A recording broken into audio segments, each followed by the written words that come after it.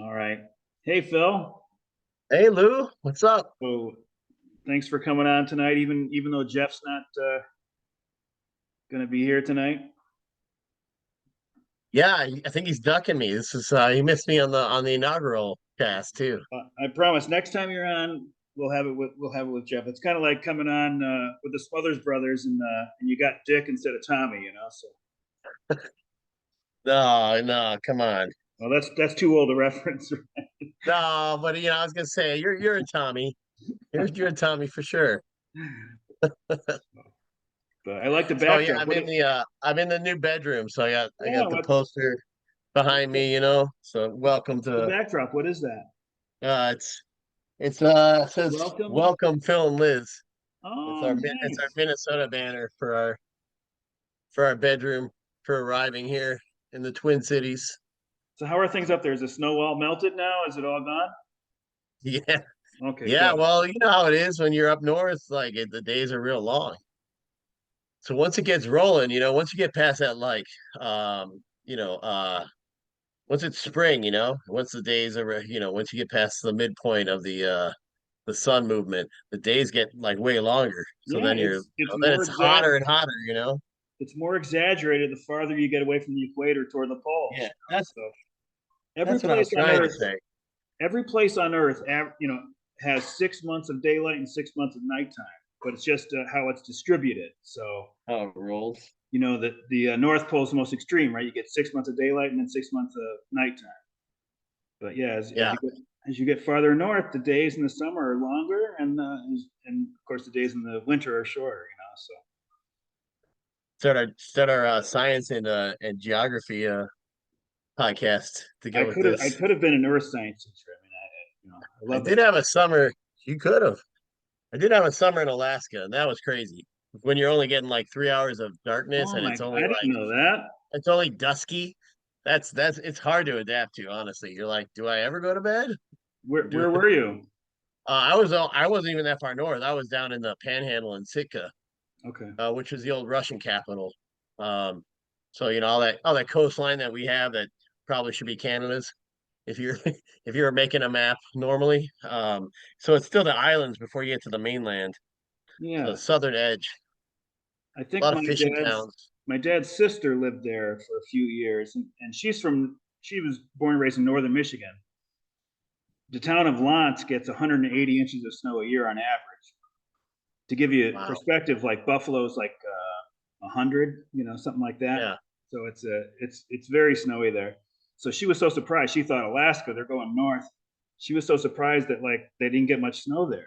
There was only like she said like a month in the winter where they got snow, and then because it was so maritime there. It's like Oh, right. Yeah. uh, Yeah. Especially if you're near the coast, it kind of like evens it out. That Pacific Ocean keeps it regular temp.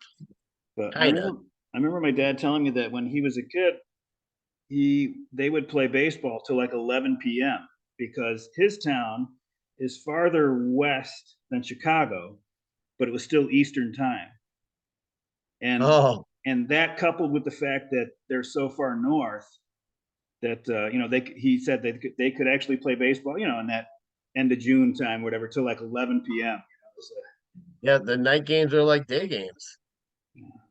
I mean, if the Twins started up here at 7, you know, it's still pretty light out right now. They get into the fifth, sixth inning, and not really need the lights, honestly. But yeah, how you been, man? I've been okay. I've been all right. Yeah, You been into Minneapolis at all? Like, have you done any nightlife or anything? done a little bit, little exploring. I'm mostly been hanging around the house here. I've been back to Chicago twice, so I feel like I'm just in this weird limbo Yeah, time. I didn't know you were back twice. Oh yeah, Yeah, I guess it's I been did like know that because you were back this past weekend, right? yeah, so it's been like 15 days in Chicago and 18 days here. So now I got a good run. I got a good month probably where I'll be here. I can get like a rhythm going and check it all out. But I don't know. It's like a home life, There's kids running around and stuff. It's great. Well, it's good for you. Good for you. Hmm. Balance you out, Oh right? yeah. From your rock and Well, roll and they're on my restaurant they're on touring. my emotional and intellectual level. We match. That's the good thing. They get my jokes. So your band played last weekend, or? Yeah, I played Saturday, and it was 2 beautiful days, Friday and Sunday, and then Saturday was a torrential downpour. It only stopped for us to load out of our practice space, and then it poured again, and then it stopped right when we like were done playing. Um, but there was like 60 diehards out there getting soaked in the rain watching us Was it an play. outdoor show? Yeah, it was outdoor at Street Oh Fest on wow. Division. And so it was just, you know, but it was cool to see people actually there hanging out because it was coming down. But no lightning, they would have shut it down for that. But yeah, I blew a fuse and had to run about 5 minutes before we went on. Luckily, to our practice space is close, so I quick grabbed the van, ran back there, grabbed a fuse because usually I have them packed, and I just didn't, and ran back on stage, got electrocuted, put in another fuse. We started rocking out again. I think we only had to cut 2 songs off the set, so it was cool. Well, the first few minutes you wasted looking for a Radio Shack, and then you realize those have been gone for like E- 30 years. Exactly. Yeah. There used to be a Radio Shack right here on the corner. Every corner had one. I told people in 1995, put all your money into Radio Shack. Man. It's a business of the Yeah. future. Business of the future. Yeah.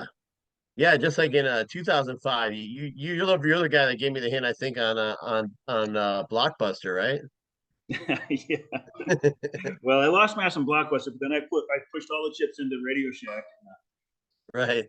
So I haven't checked on that stock in a while. I don't know how it's doing. Oh, it's great, I think. Don't look. We played Saturday night too. We did it was like 10 bands. So we just played for a half hour. And it was like this thing called CT Rocks, Connecticut Rocks. And it was just like throughout the state, there was, shows like that, like a bunch of bands. I don't know if it's worthwhile for us to do it, but I did talk to a couple of guys in some other bands. I guess that was kind of good, but we didn't, Yeah. it's hard when you're going in and you don't have any, like in my 20s, maybe I would have been like, oh, this, we can like network here or something. Well, I don't even know if we had that word back then, Right. but anyways, we did Swap, it. swap a show or something. It was fine. It's I mean, it's all about playing anyways. If you're not out there just to have fun and play, what's the point of doing it at our age? Yeah, You I know? know. I know. I'm actually only the third oldest in the band. There's one guy's younger than I am, but the other two guys are well into their 60s, and then one guy might even be 70 now. Yeah. So The he's a youngin. Well, you drum. gotta be, He's the you're drummer doing that all the he plays in like several bands at once. He's almost played with anybody that's played in a band in Connecticut. He's been playing since the 1970s, and he actually kept a journal, and he was trying to count up his gigs, how many shows he's played, and I think he was approximating it at like maybe 9,000 shows that he's holy played. man. And I've probably played, uh, I think I've probably played less than 200. Because I took a 20-year break or over a 20-year break, but and this band doesn't play very much usually. And we played like Yeah.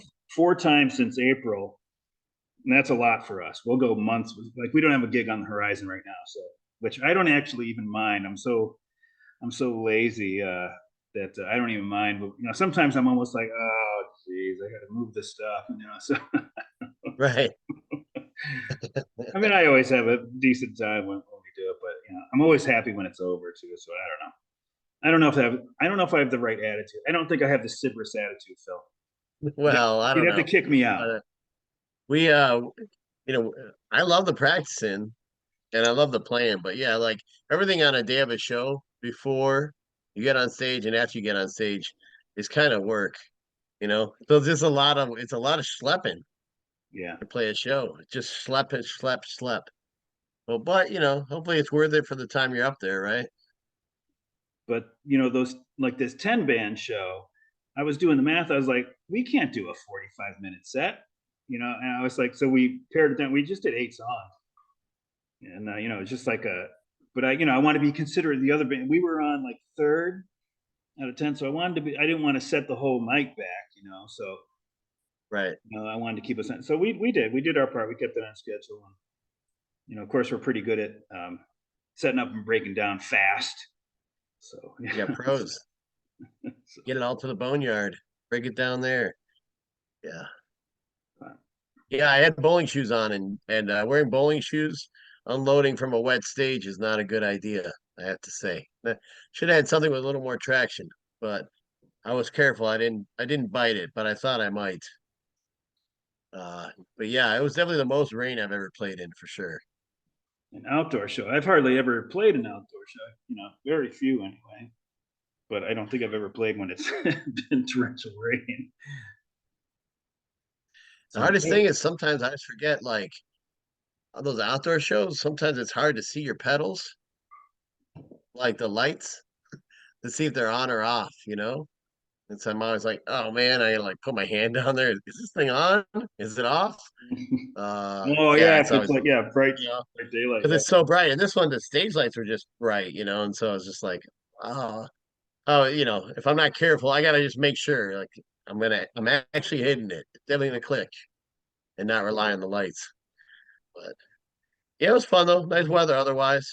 So, I'm just and remembering then that we yeah, did we drove by today, back today. we did used to play an outdoor show near here. We didn't haven't done the past couple years, so I don't know if we soured on the people that ran it, or if a different person books the bands now. But now I'm remembering that yeah, we did do an outdoor show, but it was a covered stage, and it wasn't bad for us anyway. And we never had bad weather. We had cold weather. It was like a beginning of October, but we never had like a rainy, well, downpour anyway. So It was wild, man. It was wild. well, I'm gonna share my screen. We'll just go through the standings, but I think I've learned that it just gets a little. I don't want to be boring, Phil. That's one of my bigger fears. So I don't think I'm going to dwell on stuff too much. Maybe just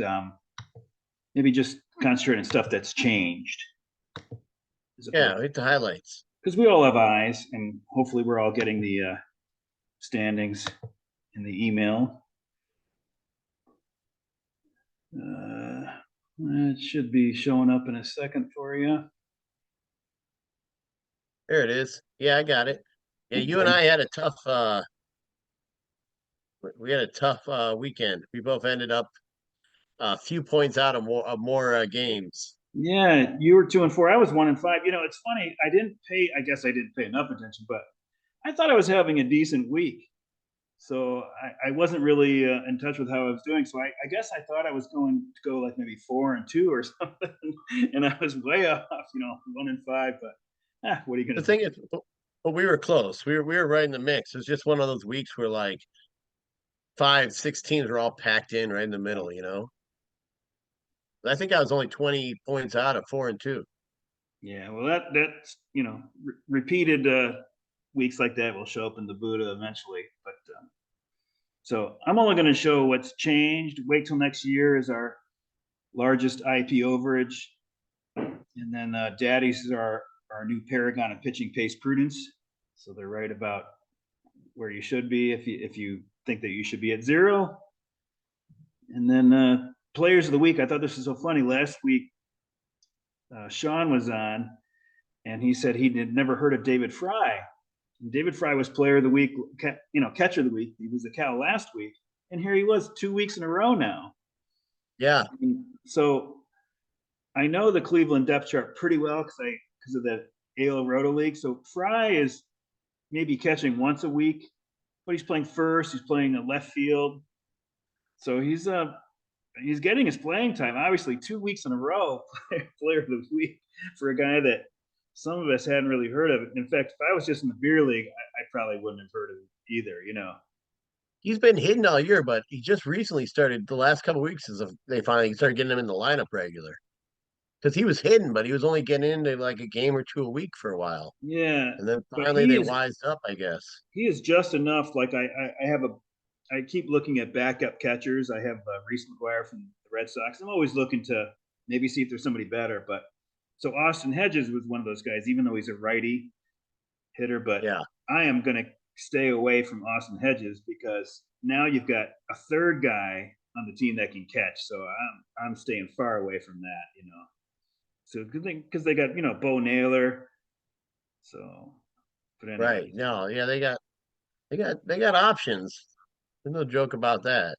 but I saw that he's playing maybe mostly left field now. I know he qualifies at first base too, but anyways, so other players of the week, Alex Bregman for Gambler Spirit. He's Bregman's been coming on. Supposedly he changed his batting approach. Yeah, I kind of zone out when they talk about that stuff because I'm not trying to hit anymore. Like I'm not a kid. I'm not like trying to learn how to improve my game. But I did pay a little bit Right. of attention. They were talking about what he does with the knob of the bat, kind of like instead of like it coming down.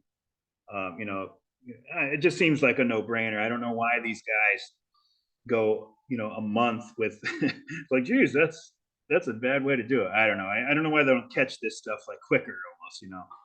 And sometimes it's like a mental adjustment. Like it's the way they're thinking about it, you know? Like when they say, "Oh, now I'm just trying to hit the bottom of the ball now." It sort of like reminds me of bowling. When you're going bowling and you're like, "Oh, now I'm going to adjust this way because I'm pulling too far into the lane or something." I'm not a great bowler, so it's sort of like, "Oh, in my head, I'm going to try to I know it's not going to go there, but I'm going to try to make it go there."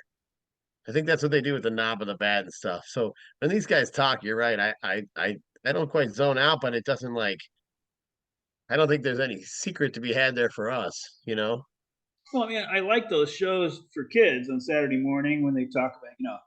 But when they do it on MLB Network and the guys are standing around the baseball diamond with their gloves and their bats and stuff, I have really no use for that. And most of what they say to my ears just sounds kind of like bullshit anyway. Yeah. Sean Casey gets really excited and stuff. I don't know. I can't And believe that's his that. job, but I can't believe that you would get into a bad habit with this whole coaching staff around and they wouldn't catch it sooner than that. Like you would go a whole right? year or 2 months. Like, I don't know. It just seems like that would be something you would catch quicker. You know, maybe that's the difference between the White Sox and the Rays or something like that. Maybe Right. those They teams catch it adjusted in. quicker. Yeah, Bregman's having a month, man. He's got 7 of his 8 home runs are this month. Yeah, he's in a contract year, right? Yeah, Yeah, because yeah. He's gonna be his stock really fell because I remember thinking like, boy, he's one of the top players in baseball. And then I was like, oh boy, no, he's not. He's not. But probably the truth is somewhere in between those two things. he's one of those guys, kind of like Paredes. I think it's Paredes down in Tampa Bay. I think we talked about him last time. He's one of those guys that gets a lot more home runs than he deserves compared to like, the underlying stats and barrels because of the Crawford boxes. Like a lot of those guys, but he really takes advantage of those that short porch and the Crawford boxes and a lot of home runs at home and stuff.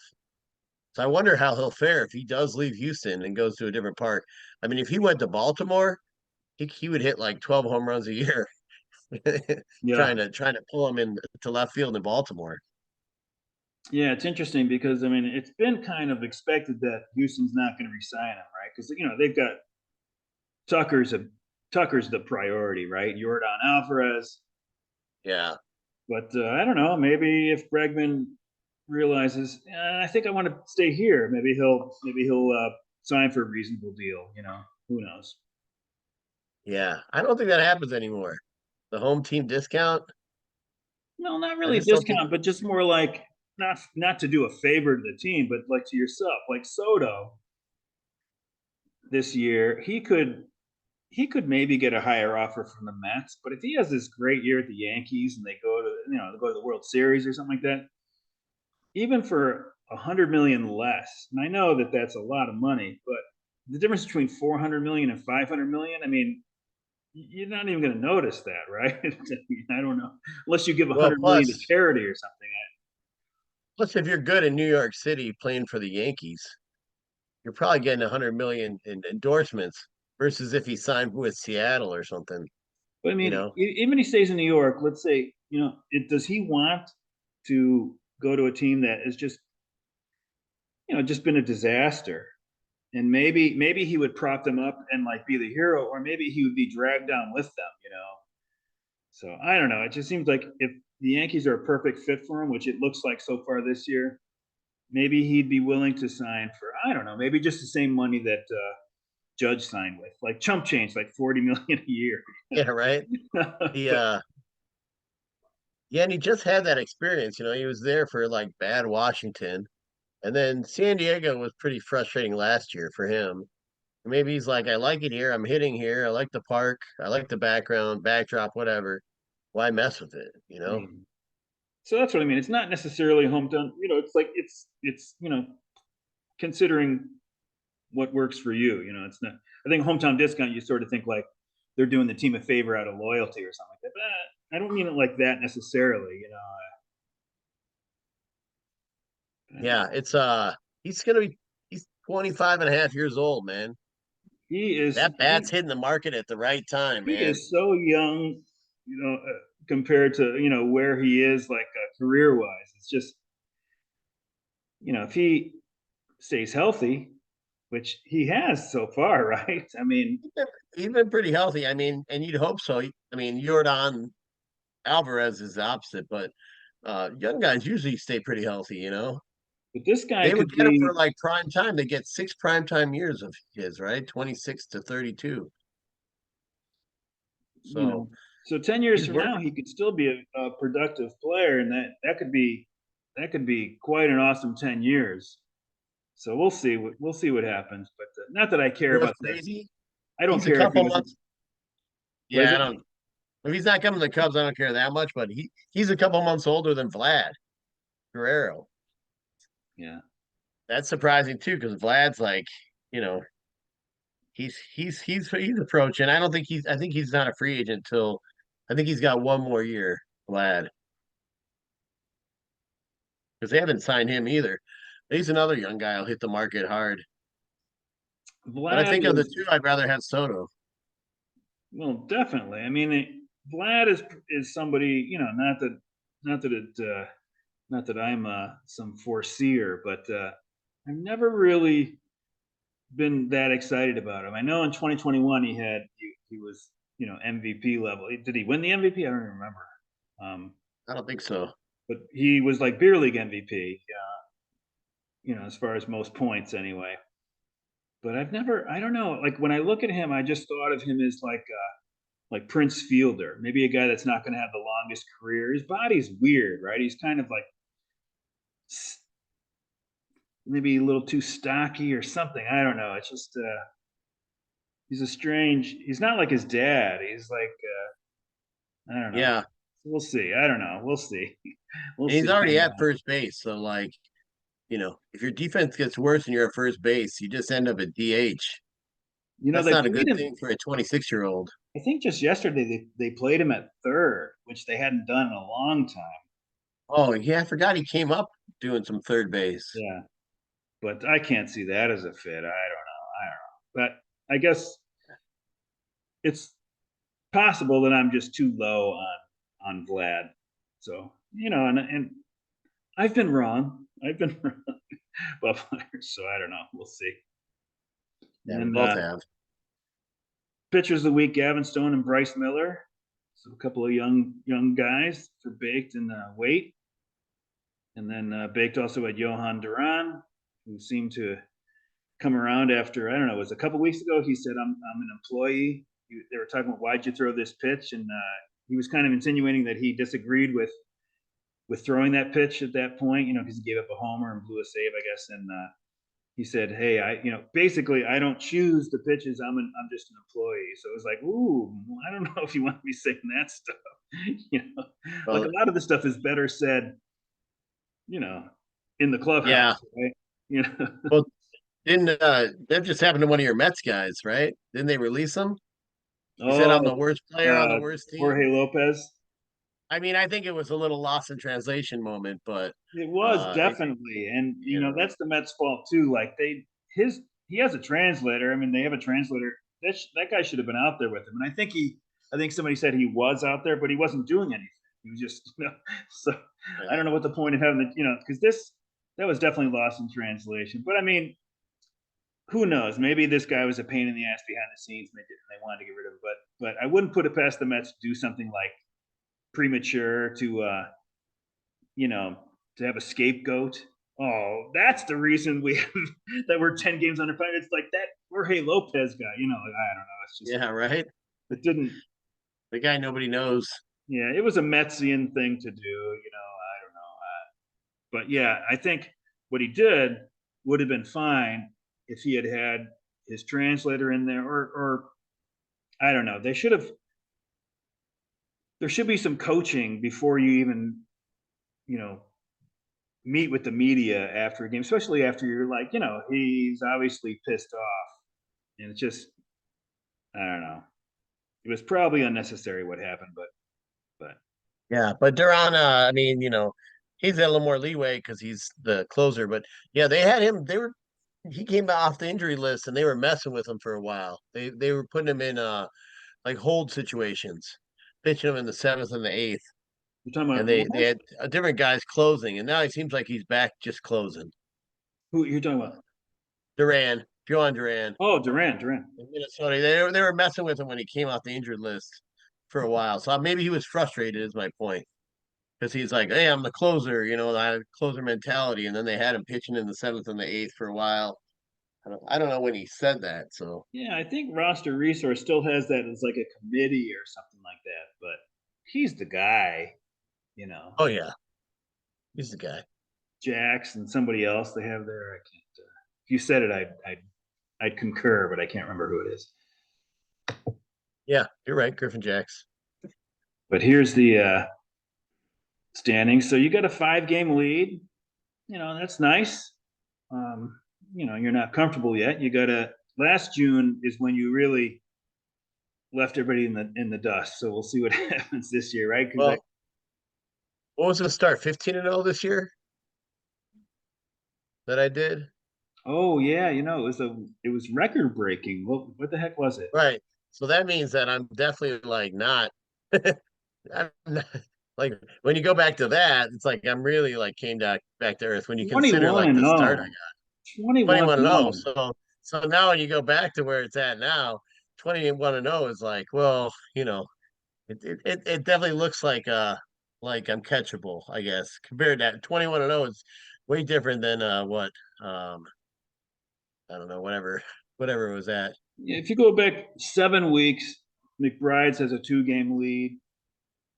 If you go back 6 weeks, McBride's I in was a 19 and three 17. game I'm lead. playing 500 ball over the last 6 weeks almost. If you go back 5 though, you're tied with Knockers. So the last 5 weeks, Knockers and you are 18 and 12. So yeah, it's interesting. I haven't looked at it like that. And then Let's Play over the last 4 is 17 and 7. So you're 4 games behind them. They're tops. So maybe Yeah, there's been maybe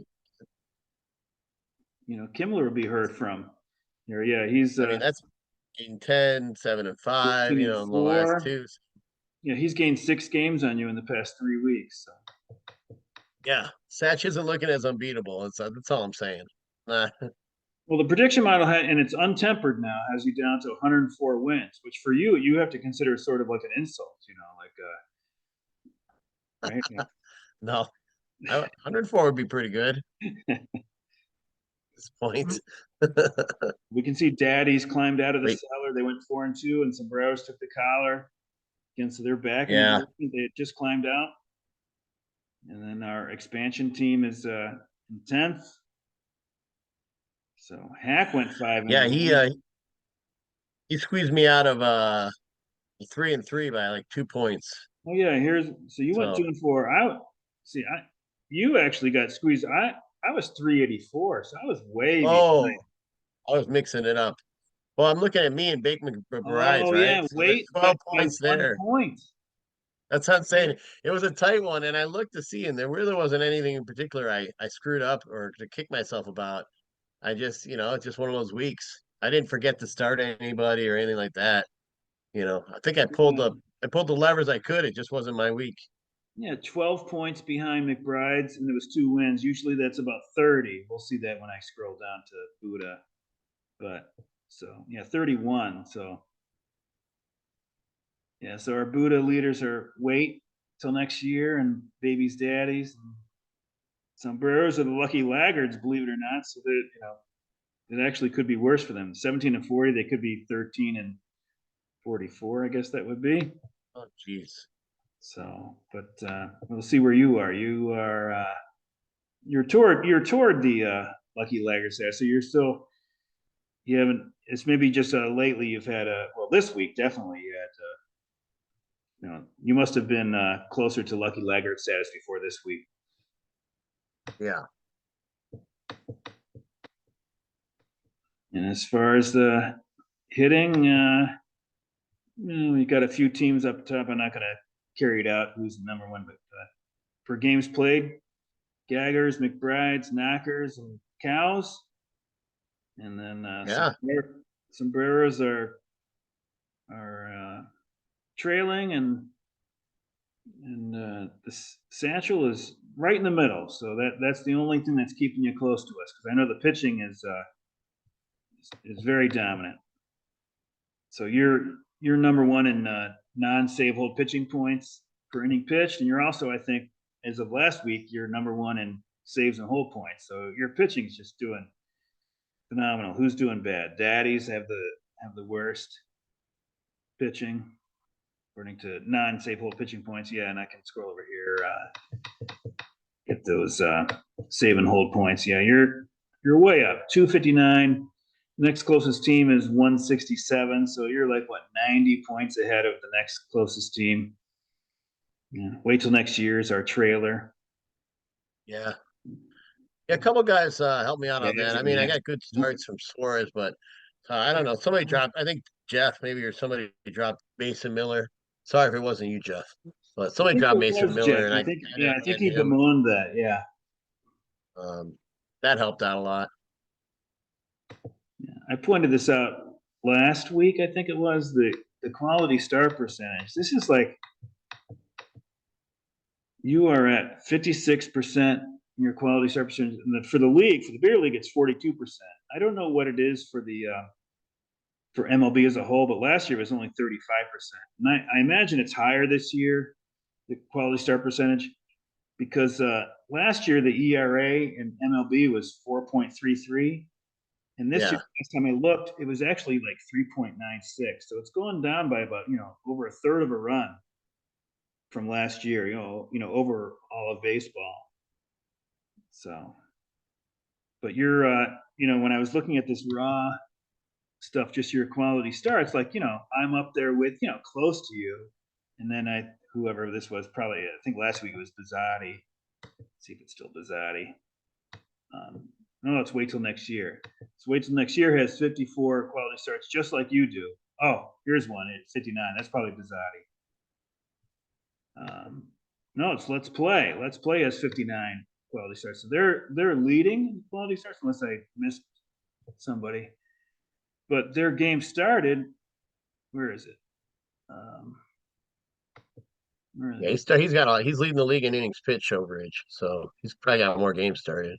Yeah, he's got 117 games started. You have 20 fewer games started. You have 97, and so you can see. I guess it was a little more dramatic last week, but it's Yeah, still something. You have a 56%. Let's plays at 50. So yeah, he's got a lot too. So he's gotten a lot closer to you. This is more impressive last time I looked at it, but still, it's pretty amazing. I think this is me, or maybe it's baked. Um, that's me, 43%. So I'm just barely above the league average quality start percentage. So, but that's kind of nice. And I've been speaking for you since you were on last, like what you do. But it's not just like you're just streaming. I mean, you have some no, stuff. I haven't been streaming at all. I mean, you announced that last year, so I was like, okay, who are the guys who get quality starts? I mean, Self Lugo, but I already had the ace on San Francisco, and he pitches deep in the games. Logan So Webb. I used to try to get the guys that just went 5 innings, five and die guys. So I'd save my innings pitch, but then I just switched it last year once the rules changed to try to get all the quality start guys. But So even if you're a streamer, it doesn't. It works with the strategy of having some top studs that you're not going to stream. It's not like you're going to stream all 10 spots. You're just streaming the bottom of your roster. So So you'll Yeah. spend money on top guys, and then the last few spots, they're just $1 guys, and you just go through them. You know. Oh yeah. Well, I mean, yeah, I like that because you might end up with some cheap guys for next year that way. So Lou, the quality start percentage so far this year is at 37.5 for the league. Okay, yeah. So last week it was rounded to 35%. So I think that the ERA being, a good third of a run lower than last year is obviously helping. I don't know if the games, I don't know if the innings pitched per game started where that's at this year. Last year was like 5.1, rounded to like 5.1, not five and a third, but actually five and a tenth. Like Oh, I got you. um, so predicted final has actually stayed pretty constant past few weeks, and it's obviously you on top, but only with 104. I think just 3 weeks ago it might have been like 119 or something. So if you could just do 104, that would help everybody out a lot, Phil. So just think about it. But what makes me have some pause is that it's saying that you're going to go 64-35 the rest of the year. This is untempered now, since Yeah, everybody seemed to kind of not enjoy that temper thing. So I just got rid of it. I was kind of like, I don't wild. know why I do it. So it's more entertaining, I think, to have it like this anyway. So we'll see. And I mean, 64, it's 64 and 35 seems like a little underestimating what you would do, but we'll see. oh, I mean, hey, if it's a championship, it doesn't matter if it's one game or 10. I don't know, whatever. Who cares? But at the end of the year, if it's just a flag's a flag. I brought So we'll this up see. I just because hope I hang in there. I haven't been looking at your roster as closely as you might think, but just from like claims and drops, I was wondering if you stream relief pitchers too. Like if a guy goes one day, do you if he's not like if he's not Clay Holmes or something, do you drop him in and try to get somebody that would be more likely to go that next day? Or I used to do that in years past, but with like the transaction cap, I've tried to limit it to like if I don't find a good hitter to throw in that day, then it usually happens like on a day like today, where there's hardly any team playing, and then all my regular relief spots are like all those guys are off. So then I'll pick up a guy that might get a save or a hold that day. Somebody who hasn't pitched in a few days and put him in there. That's the only time I stream him. But I keep us right now. I've got a solid three, so I'm keeping them around. well, Well, I you're used to doing stream them, and then occasionally I'll pick up an SPRP for a day or two if I have the roster room and and I got a bunch of like regular starters. So I kind of rotate it. It's a streaming hitter or pitcher spot. Depends.